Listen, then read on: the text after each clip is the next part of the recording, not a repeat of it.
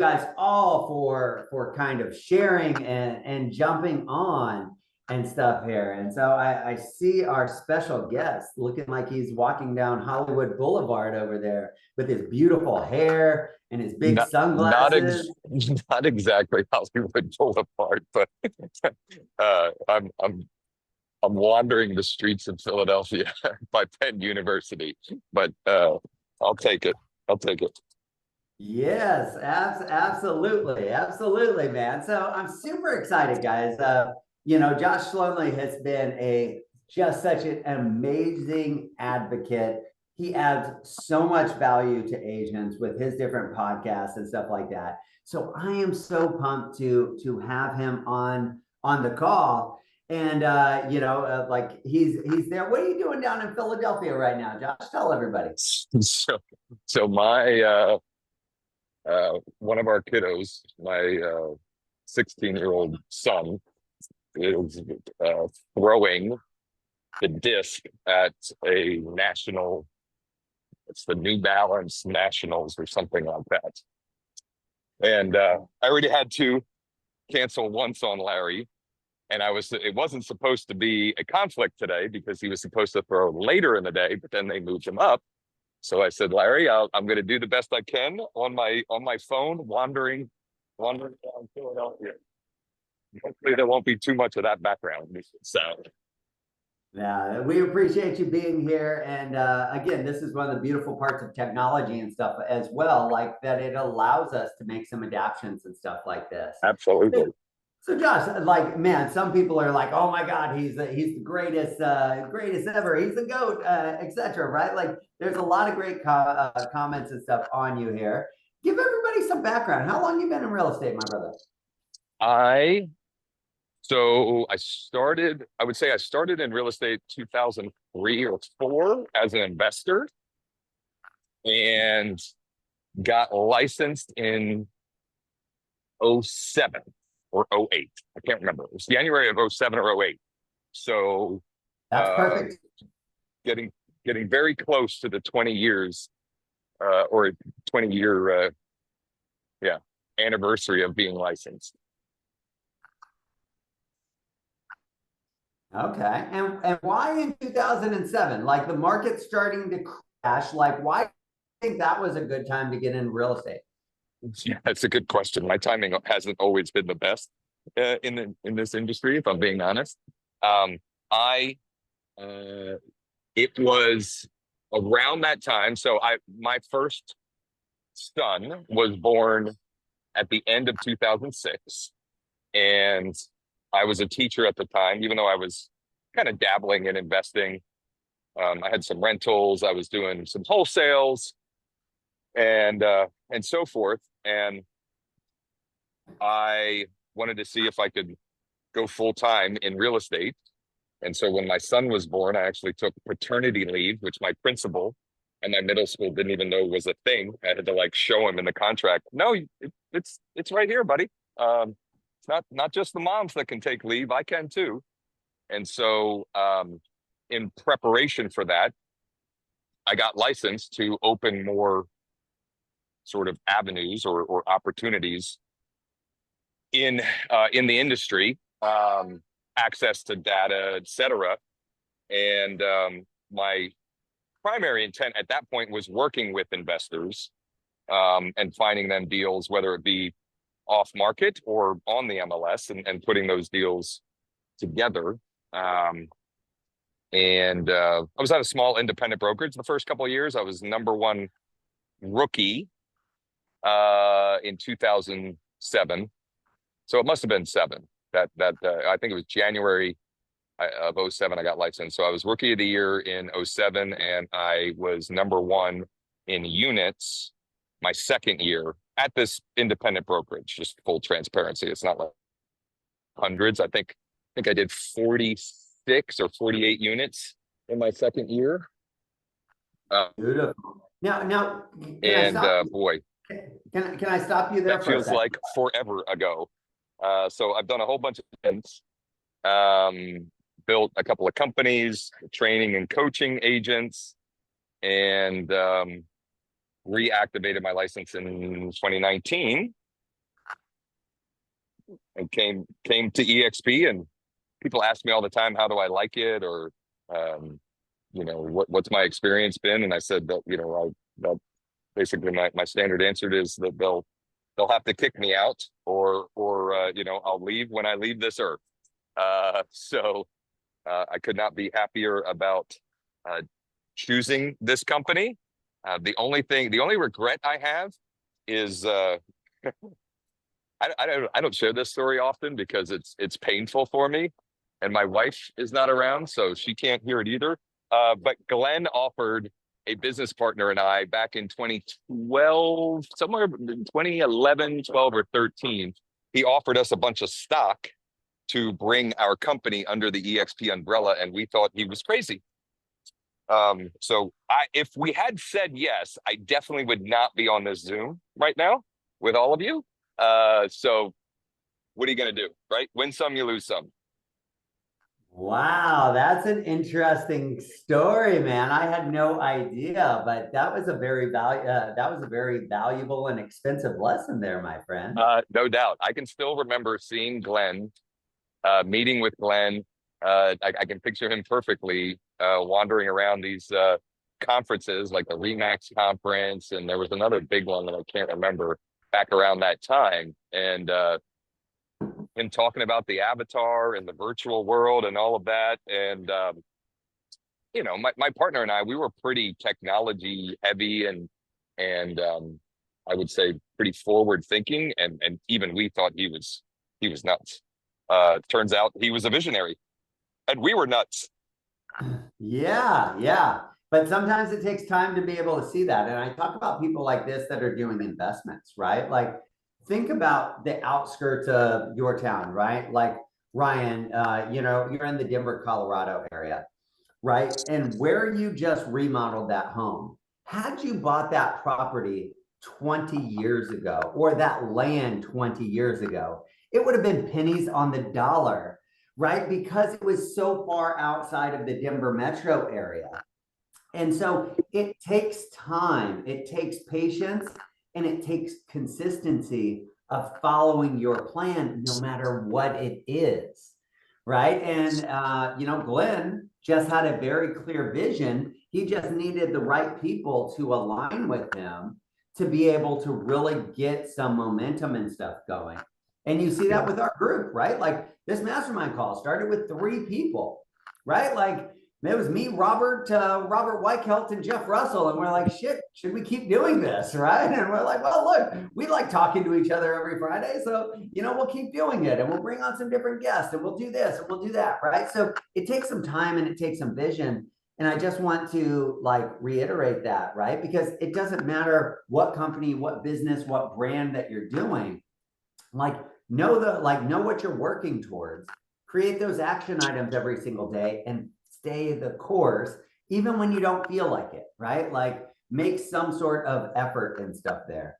Now, especially when you don't feel like it. Yes.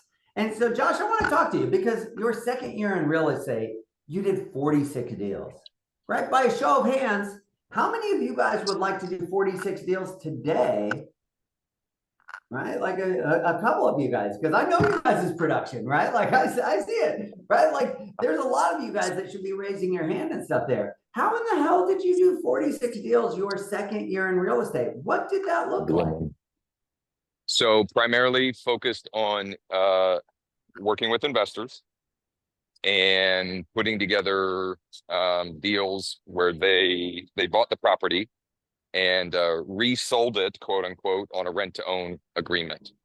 And I was following a model. I had invested monetarily and my time into I'll call it a licensing program. It was kind of like a franchise in that it was done for you marketing and lead generation and lead conversion marketing around helping getting investors to raise their hand and then structuring deals and brokering the deal and being compensated for being the man in the middle.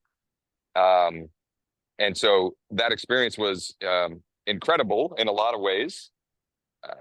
it's where I sort of found my love for marketing, and specifically building client acquisition processes and systems, um, and getting a ton of real world experience in that. Um, the timing, which you already alluded to, did create some difficulties for both myself and the clientele that I was serving, because that was right around when things started to crack.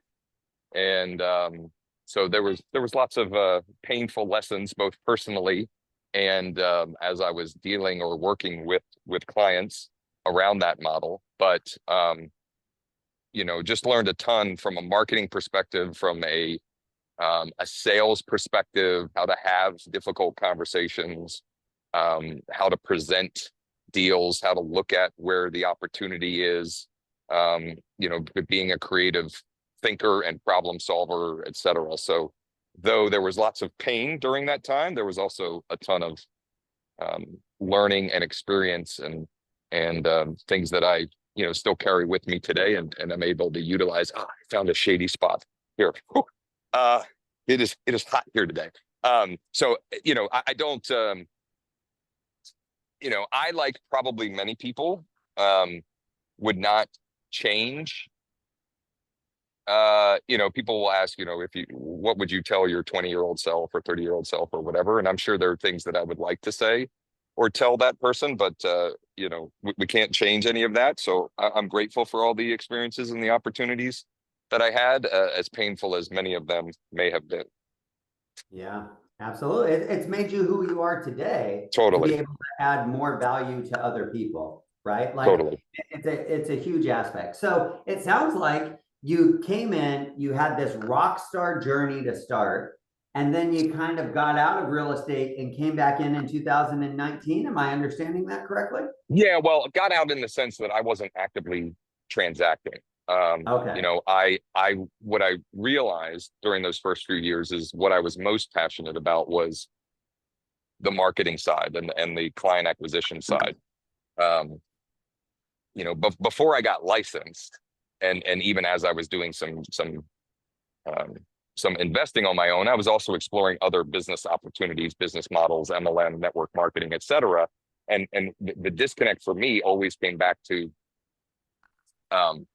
the idea of essentially begging friends and families to be a customer or to get signed up with the opportunity, et cetera. And I just, I decided very early on in my entrepreneurial pursuits that if there wasn't a better or different way to build a business, like I just wasn't interested. I wanted to, I was like obsessed with finding predictable, scalable ways to build a client base or a customer base. And so, that's really what I realized, what I'm most passionate about, and what for me is like sport, because I'm a former athlete. I'm obsessed with competing. I love coaching my kids, and I love coaching, other realtors, et cetera. And I treat it like that. And for me, the marketing and client acquisition side of it was never like work. It was something that just it filled me up, didn't drain me, I guess is a way Yeah. to describe it. And so for many years, that's what I was helping other realtors do, is with client acquisition, lead generation, lead conversion, et cetera. And just very transparently, I felt like, 2017, 18, 19, it had been so long since I had been in the trenches that I felt like I was, I wasn't able to relate, and I just wasn't as relevant. I wasn't able to speak to it from a very, in the trenches perspective, like a firsthand experience with it. So that's what motivated me to reactivate my license. And quite honestly, like I also view sales as a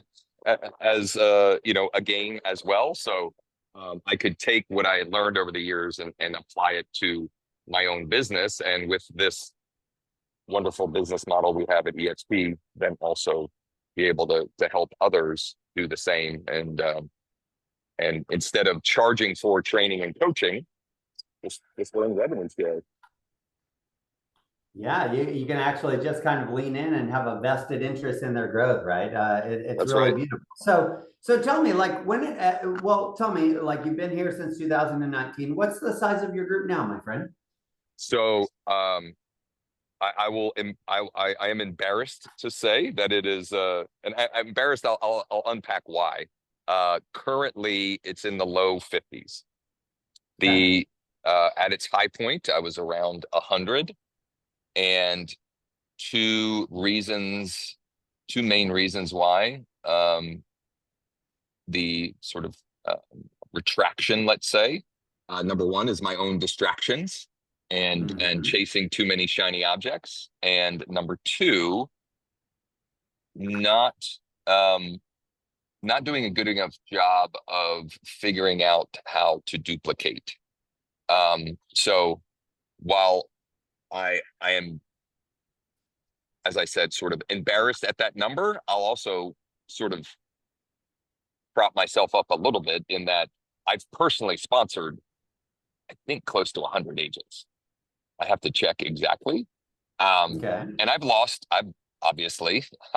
quite a few over that time. Some I've lost to the industry at large, meaning they're no longer licensed real estate agents. And others I've lost because I lost my way, got distracted, wasn't a good enough leader, didn't have, I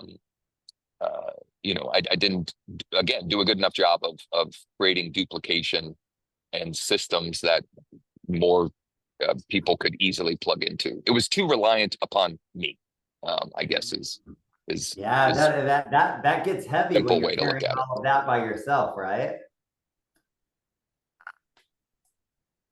Yeah. So Was that that gets me that heavy. froze up, or is that Larry?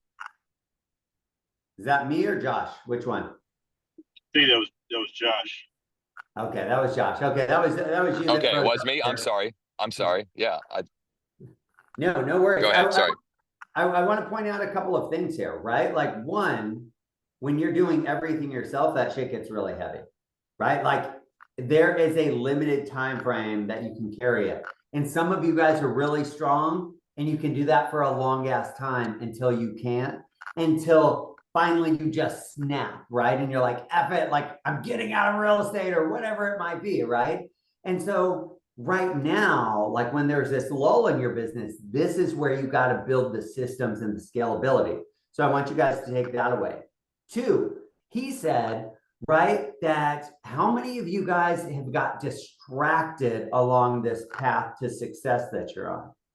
Right? Like I'm fucking guilty of it, right? Like, man, it looks like this easy button is there, and you're like, oh my gosh, that's all I have to do. I have tried so many of these damn things, right? And I have not found the easy button yet. I've found some that are more effective than others, but it still takes you doing the work every single day and adding massive value to people, right? So don't get distracted by that. And yeah, so I mean, I just want to highlight some of these points to make sure that you guys are hearing the same things that I am. Because as we, I think last week's call, we talked about patterns of success. Like you start to see these trends amongst anybody that are at the top of their game. So the faster that you learn these lessons, the faster that you're going to be able to get to the next level. Because the universe will keep teaching you this lesson until you actually learn it, right? So, man, 100%. I appreciate you, Josh, being vulnerable, kind of sharing this information. Now, you coach and train a lot of agents, right? Like there's a lot of agents that have been like, damn, I want to work with Josh, right? Like, let's talk about like, what are the top 3 things that you think every agent should be doing right now in this shifting market? So I want to cover that, but I want to give it context. So I realized last fall, I was just, things were not great, for a number of reasons. And I was looking for what's the big domino. because that's something that I'm a big Tim Ferriss guy. I've loved him for years, learned a ton over the years. And something I've heard him say often is, when you're looking at your to-do list or your list of action items, try to identify which of these, if you take care of, will either render the other items on the list irrelevant or make them exponentially easier to address. So that's what I was doing in the fall, is trying to identify, okay, what do I need to focus on? Where do I need to get better? What have I lost my way with? And for me, what I realized is, and I think for most of us you'd agree, is personal production, actually selling real estate, is number one, it addresses a lot of financial concerns, and also creates, it makes you more relevant, it makes you more attractive from a recruiting perspective, et cetera. So that's what I was committing to, and just in doing the work, it also makes what I share more relevant, because if I share, this is what's working for me versus this is a script you should use because I say so, it's a lot more, it's a lot more impactful if it's me sharing, here's a script we used last week to generate 5 appointments in our business is better than, here's a script you might use this week if you want to have conversations. So that is what I committed to finding my way back to personal production, and quite honestly, trying a whole bunch of different things. And in that process, I realized a couple of things that I had kind of, again, lost my way with, or just, almost had forgotten, which is, I'm really good at working with and helping distressed sellers. I had wholesaled a ton of properties over the years. I had helped a lot of homeowners sell properties as is, et cetera. And also the realization that, like, in this market where there are, let's face it, our transaction counts are still really low the last 18 months, finding people that need to buy or sell versus wasting a lot of energy on people that maybe want to do something somehow. And so that is where my focus has gone. And I didn't share a win at the beginning because I knew I was going to share it here. But for example, in doing that and in putting in the work, I was lucky enough, and I'm weaving that in because I know Larry said that the work creates the luck. I was lucky enough yesterday to be on 4 different listing appointments. Now I strategically batched them that day and whatever. It's not like I've been on 4 every day this week. But that's why it's from focusing on homeowners that have real motivation, and just, asking very simple questions, having very simple conversations, and making easy asks of them. They didn't know we were on a listing appointment. I was popping by to get more information so I could present them with offer options that they might want to consider. Right. So it wasn't. Josh, can you do me a favor? Because yeah. I mean, we got a lot of big time listing agents and stuff on here. Instead of speaking in like hyperboles, right? Can you give us an example of like what that pop by, what that conversation actually looked like? Yep. I mean, all of them were 15 to 25 minutes tops. The purpose of them was for me to verify information about the property and get photos. And in every case, the home was not photo ready. In other words, I wouldn't have my professional photography company come take listing videos. So, this is a little thing, but it lowers their guard, because the first one, actually, I've used this a number of times, but I used it the other night because I could see some panic. It was last Wednesday night. I was on another one of these little pop-bys, and this place, I mean, there was stuff everywhere. It was a mess.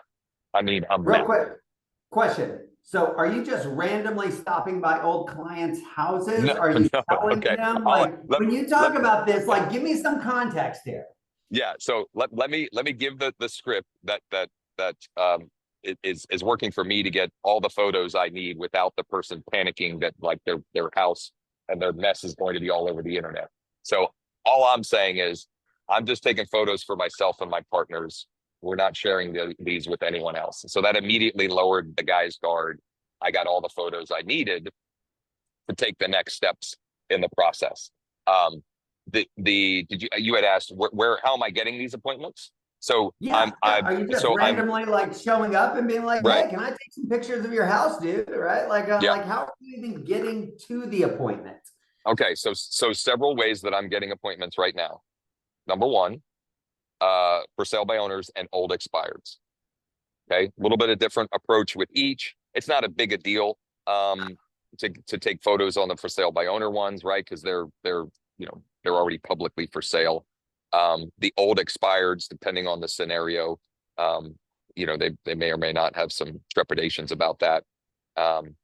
Then the next two are the existing homeowners in my database that might be, they might have requested a home valuation or a cash offer at some point, or and this is a strategy that I do with every single lead that I generate, whether it's leads from an existing listing or a Facebook, Instagram ad, or whatever, however they may come into my KB Core database. I am uh, uh, putting on my private investigator hat and identifying if they already own a home, and then I append that information. That way, I'm growing a list, a database around homeowners. So existing database would be the next one. And then the last one, which is working really, really well, is I have several companies, pay per lead companies that I'm buying motivated seller leads, essentially people requesting cash offers. That topic is a topic all on its own for anyone on here. If you want I have a little doc with the companies that I'm using for that. I'm happy to share that with anyone on here. Just, shoot me a DM or text or email me, whatever. But that of the ones yesterday, two of them were motivated seller pay per lead leads. One of them was a buyer lead that she actually bought a house. It's a long story, but she bought a house like last summer, even though she was in my database and I talked to her a bunch and I dropped the ball, I screwed up, whatever, but she hates the place and wants me to sell it for her. So, if you keep people in your database and keep communicating with them, you never know what happens. Go ahead, Larry.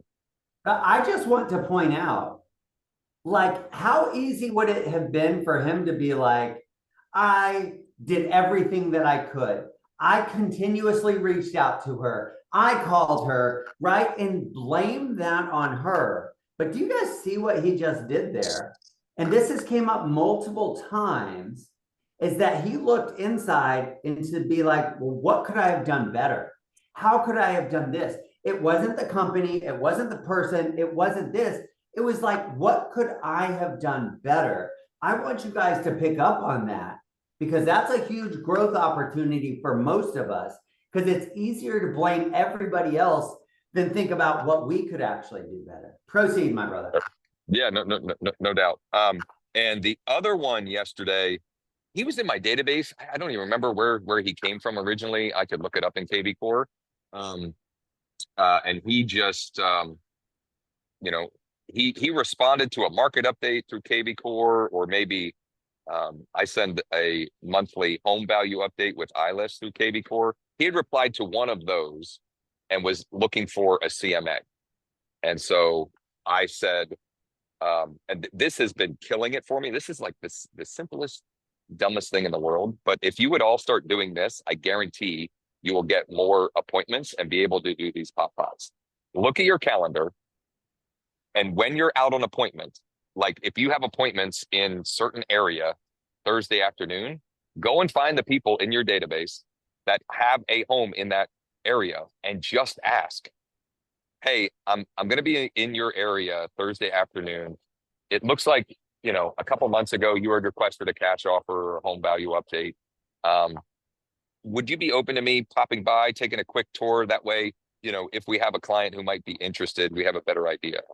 or more, information details about the property. Simple things like that, just like looking for how you can take a result and turn it into more results, right? You got the result of the appointment or the showing or whatever, and then looking for, okay, how can I, or at the, maybe finding, okay, I'm going to be in this area. I'm going to go find for sale by owners and previous expired listings. And I'm going to reach out to 5 or 10 of those with that simple script. I'm going to be in the area. It looks like you've been trying to sell. Could I pop by for a quick tour?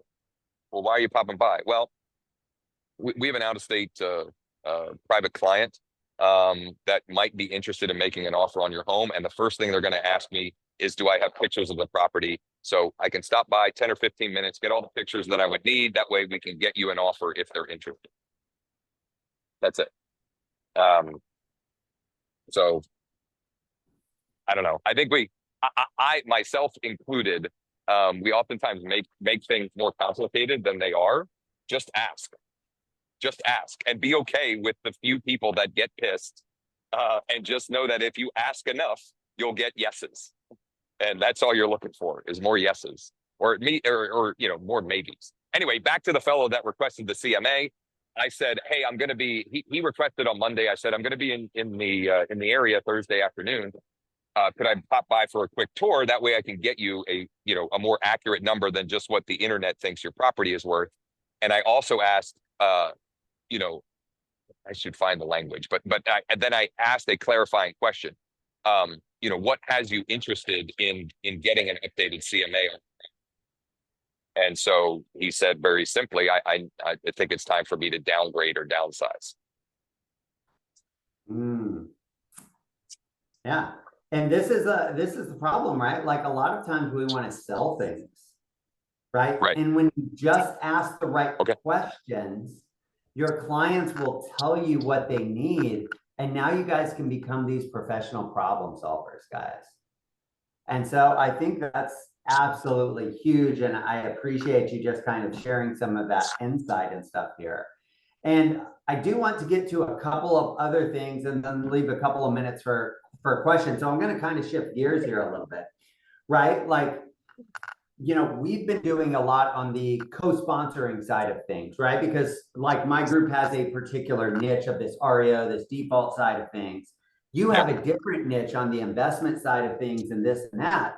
Like you had a lot of agents that have joined you. Like what value do they see in you? And the reason that I'm asking this question is like, what do you offer your agents, your group? Because I want you guys to know with this whole co-sponsorship thing, guys, it's opened up the platform for us to do a lot with other leaders out there, right? So if you have somebody that Josh Schoenly could be a good fit for, that could help guide them and take them through, this is where like reach out to me and we can talk about what this co-sponsorship looks like, because I truly feel it's a win-win for everybody. And I know I've helped Ben and he's the one that I see now, but like partner with other leaders and stuff like that to get more tools, more resources and things like that, right? Like access to different coaching programs and stuff like that now he doesn't have to pay for. So Josh, why are people like partnering with you? What kind of value do you add for your agents that kind of partner with you here at EXP? So everybody else can know, like, what is your niche, right? Like, what is your lane that you're really good at helping people with? Yeah, building a pipeline of motivated sellers and listing opportunities, and not just building the pipeline, but being able to convert the pipeline and ultimately turn it into a closed transaction. So from where to get the leads, how to convert the leads into a conversation. That's the first conversion point, is just getting them in conversation with you, how to turn that conversation into an appointment, whether it's an actual listing appointment, quote unquote, or just the pop by sort of pre-listing appointment process, how to position offer options in such a way that you're leading them to the best solution for them, and then how to multiply those listings from the sense of when you're getting those listings, generating more opportunities from that, both more listing opportunities, but also for me, I've got a small team and I want to turn every listing into multiple buyer opportunities for my buyer agents as well. And just as I am getting better at all of those steps in the process, helping others who are interested in doing the same implement the strategies and the technologies that I'm using for that. I started to look up my numbers. I don't know it exactly. And I will say very transparently, if you look at my numbers for last year, they are very, very underwhelming. However, I think I have 7 in escrow right now. And I've closed those 2 last week that were my own listings. And I want to say another 4 of my own listings in the last 6 or 8 weeks. So I'm doing the work and documenting it, and then sharing and helping others who are interested implement it as well. And most of you on here probably already know, but I do a mastermind every Wednesday at 11 a.m. Eastern, and I make my masterminds open to anyone in the industry. This coming Wednesday, I am going to I'm going to do a deep dive on how to turn stale listings, how to sell your stale listings. And it's not just going to be from like theoretical, it's going to be exactly what I did to sell. Now it hasn't closed yet, but I don't, you can usually tell if there's going to be some like red flags with it. There's no red flags with this. It's a beautiful 4-bed, 2.5-bath, single family in one of the best school districts around, very transparently. There were some things I screwed up front with it out of excitement and probably just my own, cashing the check before it's there kind of thing. And so I'm going to share everything I did from, what I screwed up, how I fixed it, and how we ultimately got it sold, and some of the different strategies that we tried, the communication cadence that sort of gave me the authority with the seller to make recommendations, and documented every week everything I was doing to do the very best for the client, even though we weren't getting offers and it wasn't selling as quickly as I had hoped. I had a similar listing in a similar school district that went live at the same time, and it sold in a weekend over asking, etc. And I was certain it was going to be both of them, right? So it didn't happen. And now what? Now we gotta actually earn our commission. So I'm going to document everything I did, including some of the strategies that I recommended that the seller was against, and just unpack all of that for anyone that might be in that scenario, or might avoid having a stale listing by avoiding simply the mistakes I made up front in the first place. Yeah. Beautiful. Blair Soto has a question. Blair, what you got? I think we can all relate to having a stale listing, although it's probably been a couple of years since we've had to jump back in that headspace, but I also have a stale listing. And I'm just curious, how exactly are you documenting that? And then follow-up question to that, how are you delivering that documentation to them? How am I documenting what? What you're doing each week, each day to push their listing to kind of keep it fresh. Like, how are you documenting it? And then how are you presenting that documentation to them? Is it as simple as a text message? Are you using Sisu? Like, what is the process there? I record a Loom video for each of my sellers, each of my listings every Tuesday. And the documentation piece is several fold. Number one, I'll pull up the portals and show the data. This is how many views we've gotten. This is how many saves or favorites. So I usually will show Zillow, homes.com, and then my own, I'll show KV Core. Like, we generated this many leads, the link on our site got this many hits, etc. So that's number one. This is the traffic we've got. Number two, what I've done beyond, well, I mean, that's not anything that I've directly controlled per se, but if we've done something specifically for the property. So for example, during the coming soon, or as soon as we go live, I send out a reverse prospecting email to all the agents that have clients, right? And so like, I actually document that for them.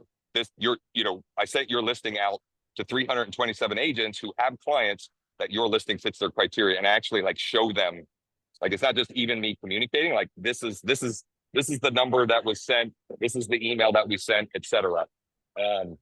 I'll summarize, how many showings, if we got feedback, etc.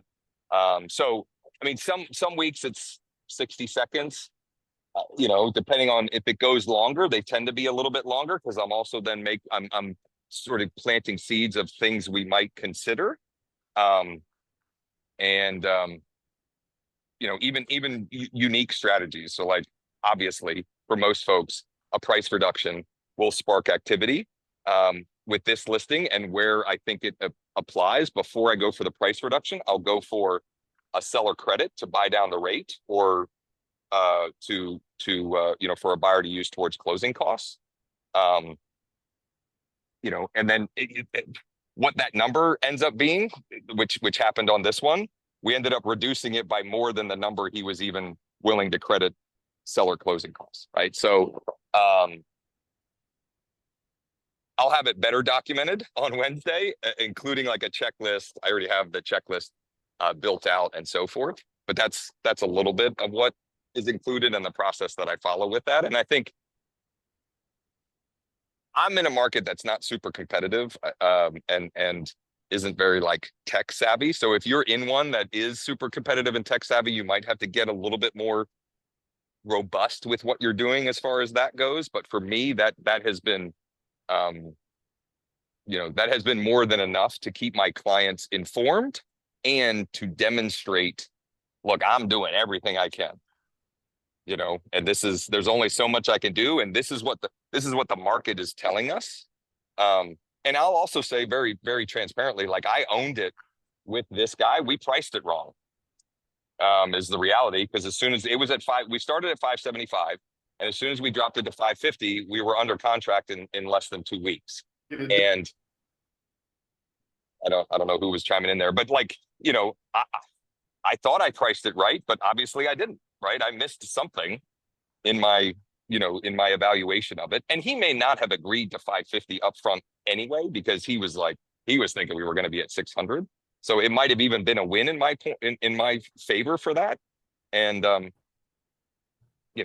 that might have just been the game, or the path that I had to take with him to get to the number that was reality. And he didn't need to sell urgently or anything like that. So that was a factor as well. Beautiful. Well, thank you for that, sir. And so that's what he's going to be diving into in his mastermind. Some of you guys asked, how do you get access to it? Right? I put Josh's email right in there. If you just shoot Josh an email, he'll get you all of his mastermind information and stuff like that. Josh, totally. If you send that to me, I'll put it in my weekly newsletter and stuff as well that goes out to everybody. And one of the things, guys, and this will be a continuation, right? As we've opened up this co-sponsorship and stuff, I want you guys to know the resources that we have available with, right? If you're not good at this, or, you have an agent that you're like, damn, that's right up Josh's alley. Like, the co-sponsorship doesn't cost you anything, right? It just adds another layer of support. And I can walk you, we don't need to get into the semantics of it. I can walk you through it. I truly feel it's a win-win. And the more you do for the agent, the more it's going to do for you, right? So when you come from this selfless side of things, is like, shit, like, I can't teach this agent as good as Josh, or this, or Robert, or Ben. All of you guys have your own superpowers. And this is where I want to show different options of how we can add value to agents. That is what's going to help us grow. And if it doesn't cost you anything, that's just a bonus on the other side of things. So that's what I'm doing constantly, is just kind of trying to strategize and negotiate and strategize and implement for each of you guys. So you guys don't have to figure all of this stuff out yourself. Just come to me, right? And I'll give you options, you make choices, and then we move forward at the end of the day. But this whole program has opened up a lot for us. And so if we have a call, like if you bring someone to me that might make sense for co-sponsoring, just so you know, what I do is I information I don't pitch, I don't sell, I gather information, and then I create a plan for them, their own personal Google Doc, based upon what you shared and what I know and my experience. This is how I would help you address whatever. And it may have been that they said, you know, I want to help more baby boomers who are downsizing in blank area. It might be that I just want to focus on motivated sellers in, you know, this county or town or whatever. And I give them a very it's not 100 pages, but it's a page or two. This is the exact approach that I would take. These are the resources that I would recommend. And oh, by the way, if you want our help implementing this plan, then we should probably chat again and explore what that looks like. Beautiful. Larry, well, guys, yes. Hey, real quick, I just have to, man. Like, Josh Schoenly is one of the most like authentic and giving people that I've ever met. And this is coming from, you know, we're like cousins at EXP, right? Like, we are not in the same organization. Yeah. Josh is really good at selling himself short, by the way. Like, this guy's amazing. Okay. Like, I want you guys to know, if you connect with Josh or if you ever have a co-sponsor, this is someone who emulates what it looks like to continually reinvent yourself, to have a commitment to being cutting edge. Josh is incredible, man. And I love just how down to earth he is. Like, yeah, come and learn from me, no problem. But Josh, you're an absolute killer, dude. And I feel like we, from day one, have been really lucky to have this collaboration with you without like this layer of like, oh yeah, we're in the same group. No, we're just, you know, I love how committed you are to just doing right by everybody and your commitment to the industry. So I really appreciate you. I appreciate the kind words, Joseph. And I honestly, I feel like I'm just doing my best to emulate what the model and what Glenn and now Leo have committed to, which is truly helping every individual agent who wants the help win. So I appreciate that. And Larry, if I could just echo Joseph's comments, I tell you what, Josh, we've done a lot of coaching and training together, and just the amount of time you spend helping other agents, you know, get to the next level or even get to the starting gate. I just really wanted to personally thank you, because I try to subscribe. I do everything I can to subscribe to what you're doing, and you're an inspiration, brother, and I appreciate you. Appreciate the kind words. Wonderful, guys. Well, I have 2 minutes to get on to my next call, so I'm going to have to shut us down here. Josh, I love you. I thank you, along with everybody else on this call. Reach out to Josh, talk to Josh, see how we can do more together, guys. This is how we continue to grow. So I appreciate you guys. Let me know if you need anything at all. And Mark, when you're ready to have the support of this group and all of these resources, we will be here for you, brother. I'm just throwing it out there. Love you guys. Talk to you later. Thank you. Thanks all.